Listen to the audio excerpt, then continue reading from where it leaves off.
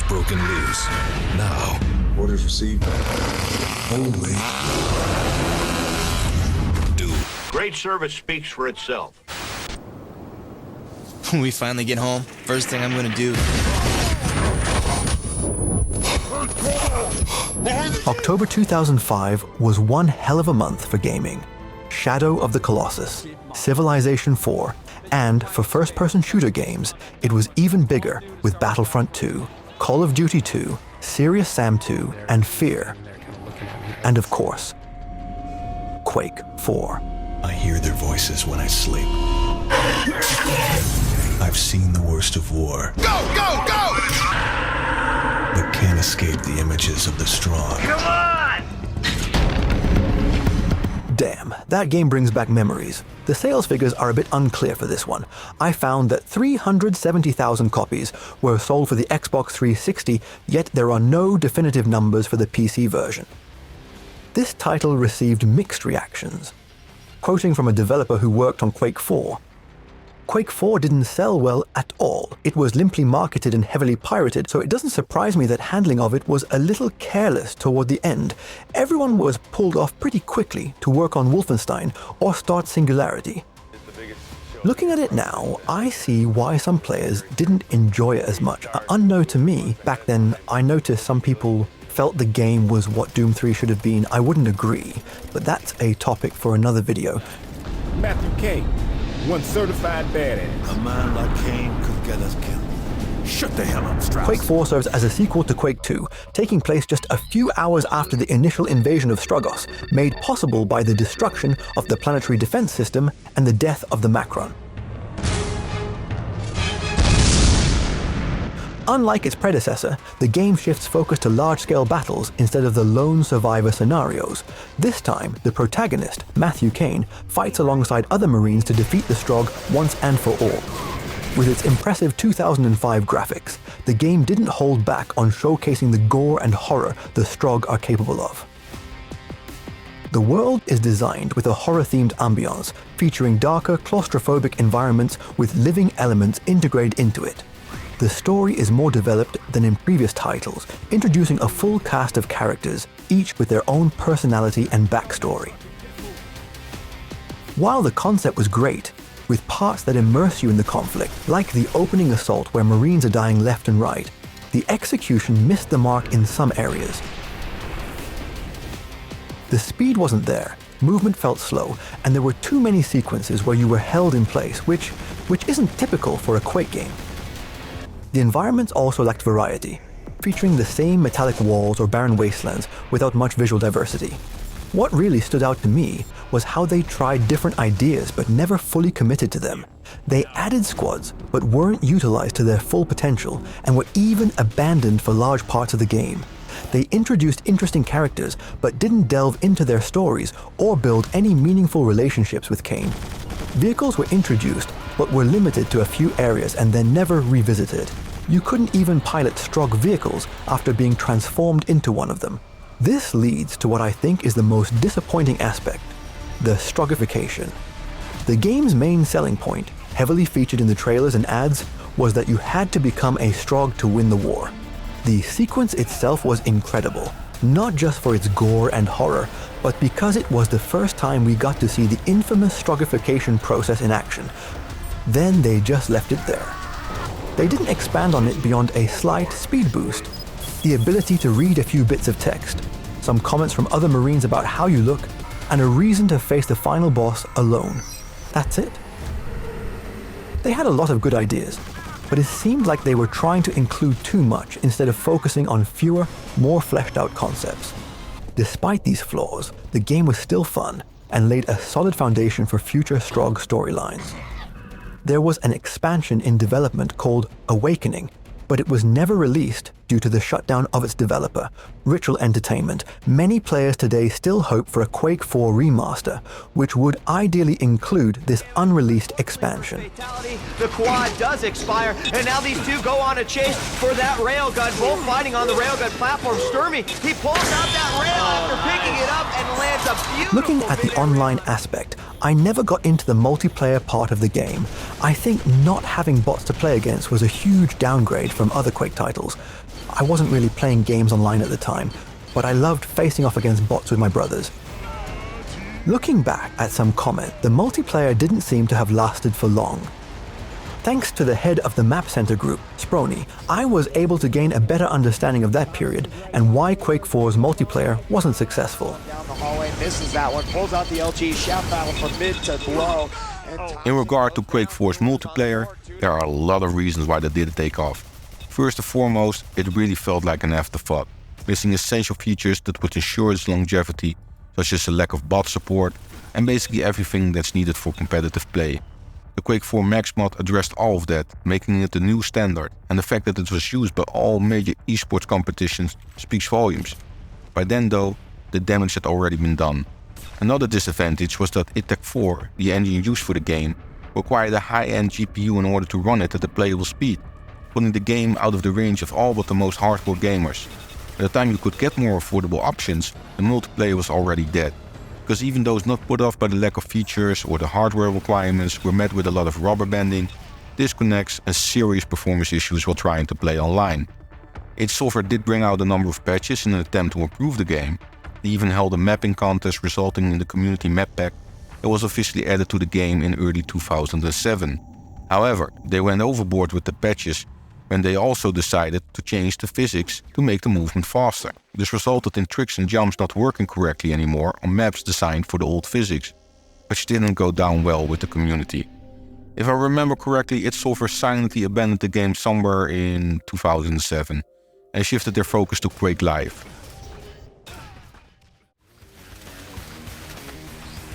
True to Quake's legacy, the community has stepped up, developing mods, maps, and even creating new content to this day, from HD textures to complete, total conversions. The footage you're seeing now is a work in progress from a creator named Valkyries, who's remaking the entire Quake 4 story within the Halo universe. It's wild, and I can't wait to try it out.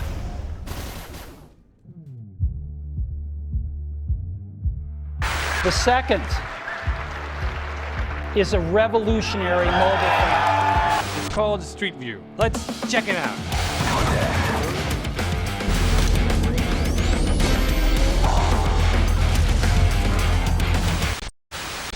Power of human-based Stroyant with Strog the Strog's Human Juicifier. It makes Stroyant that gives you increased vitality, energy, power, and the ability to kill. The Strog. Soulless fusions of decaying flesh, bone, and metal. So, remember I said 2004 was one hell of a year for gaming? Yeah, I hadn't looked at 2007 yet. Just think about it. Stalker, BioShock, Halo 3, Portal, The Witcher, Call of Duty 4, Crysis, Assassin's Creed, Mass Effect, Super Mario Galaxy, Uncharted, God of War 2, Team Fortress 2, Monster Hunter Portable 2, Half-Life 2, Episode 2, and FIFA 8. I mean, seriously. And then in September, just 3 days after Halo 3, Quake Wars was released. Now that's some bad timing. Quake Wars introduced gameplay similar to Wolfenstein, enemy territory, and represented a major departure from previous Quake titles. Scale and team play were now front and center, replacing the fast-paced, acrobatic action the series was known for, yet still managing to deliver fresh, fun gameplay.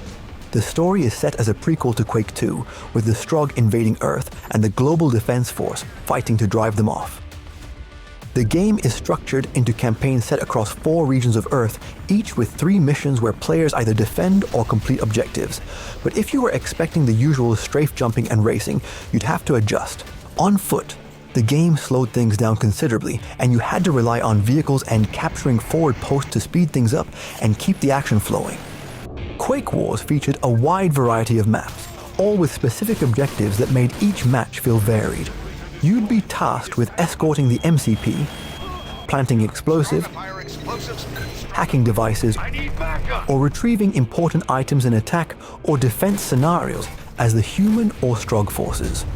All this taking place in vast environments, ranging from ruined cities to frozen mountains and remote islands, thanks to a campaign set around the world. Bumblebee down. We need medics on site. Generally in multiplayer games, you have 2 teams that are sort of reskin versions of the same team. Really, for the first time in a multiplayer game, you have these 2 very, very different forces facing off against each other. Players can choose from various classes and vehicles with its own role and purpose depending on the objectives. Each class had unique abilities like calling in radar or artillery, using corpses as spawn points, or even disguising as enemies to sneak behind them and stab them in the back. God, that was fun. The game also have a cool leveling mechanic where you'd gain levels during a match to unlock new abilities for your chosen class, which would reset once the game ended. Congratulations on your promotion, Corporal. I came across this guy called John Dean. He was a kind of prolific bot coder. The design goal of making them play as much like human opponents as they possibly could. While the full experience was best enjoyed online, the AI-controlled players were surprisingly smart. They didn't act like mindless robots. They followed you, healed you, gave you rides, played the objective, called in airstrikes, and so on. The only real downside was that, unlike Quake 4, which was super gory and didn't hold back on showing the horrors of the Strugg, Quake Wars was rated T for teen, likely to appeal to a broader audience. It missed out on depicting the Strugg's terrifying practices with humans in their facilities, or the true horror they represent as the beings who use humans as food. There's no slicing, dicing, chopping, or pre-cutting to do before choosing your humans. Yet it did manage to find a place in esports events with small prize pools, but it was soon dropped, while its predecessor, Wolfenstein Enemy Territory, continued to be played competitively. Overall, while Quake Wars wasn't exactly a massive success, it wasn't a bad game either. The same year saw the release of major titles like Call of Duty 4 and Team Fortress 2, with Battlefield 2142 having come out the previous year, facing stiff competition within the team-based genre alone. Additionally, it struggled to resonate with parts of Quake fans due to its significant departure from the traditional gameplay of previous entries. Despite all this, the community has kept the game alive, even without support from the studio. Players have developed an Quake Wars client manager, with events still being run, continuing to support the game to this day. It's a double rainbow all the way. Wait. A lady. I'm on a horse. And goodbye. The concept of free gaming isn't entirely new. During the late 90s to early 2000s, internet games and shareware allowed players to access a portion of the game for free, enticing them to purchase the full version. Before 2010, the MMORPG genre was the most popular for the free-to-play model. The Lord of the Rings Online, for example, adopted a free-to-play model with a cash shop which resulted in a tripling of profits. Seeing the massive financial success of this approach, larger developers started to explore the model in other genres with games like Battlefield Heroes, Free Realms, and of course Quake Live. Originally called Quake Zero, the name was changed to Quake Live due to a domain squatter. According to John Carmack, the switch occurred because someone quickly registered the Quake Zero domains following the game's reveal at QuakeCon 2007. What an asshole. Essentially, the game was Quake 3, but free and playable in a browser. It featured tweaks like better weapon balance, faster movement, improved graphics, additional weaponry, easier setup, more arenas, and eventually Steam Workshop integration once it launched on Steam. At its core, Quake Live boasted 12 official game modes, 7 sub-rule sets, and a ton of arenas to choose from, with more added through premium packs and community contributions. For single-player fans, you could face off against up to 23 bots, offering some intense mayhem, but not all maps were designed for bots, which led to buggy pathfinding or them just standing still. At first, id Software planned to make money with in-game billboard ads, but that idea tanked. And we would make money by selling ad space. We put an ad up, near the yellow armor, and people are like, "Oh, I get the yellow armor, go, go!" And our ad stats were like 0.05 seconds. Not only were players too focused on the action to notice the ads, but the small player base made it hard to attract advertisers. On top of that, the company running the ads went under, forcing Quake Live to switch to a subscription model. Premium subscribers gained access to 20 exclusive maps, the freeze tag game mode, and the ability to create or join up to 5 clans. Pro subscribers got everything in premium, but could also start their own server, pick its location, and invite others. Eventually, they moved to a one-time payment model, granting access to all content previously offered along with Steam Workshop support. This move sparked controversy within the community, as it resulted in player stats and friend lists being reset. On the competitive side, Quake Live quickly became the go-to platform for playing vanilla Quake 3. This split the community, with some sticking to Quake Live for the classic experience, while others preferred the more advanced CPMA mod in Quake 3. Surprisingly, the game still has an active community today, which is impressive for something released back in 2010, especially when compared to Quake Champions.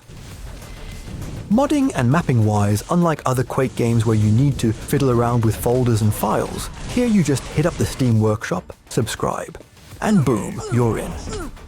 Sure, some maps might require a few console commands, but it's way easier overall. The sheer number of maps available blew me away. Some are so well designed, it's crazy. There's this school map that's massive, with intricate paths and detailed environments. And don't get me started on the Simpsons map. It's freaking amazing. You've got all the buildings, you can go inside the houses, and it's just a blast to play on. So, to wrap it up, you've got great customization, it runs on both low and high-end PCs, server browsers, tons of maps, from small arenas to massive battlegrounds, plenty of game modes that range from competitive to pure chaotic fun, and it supports up to 24-player madness.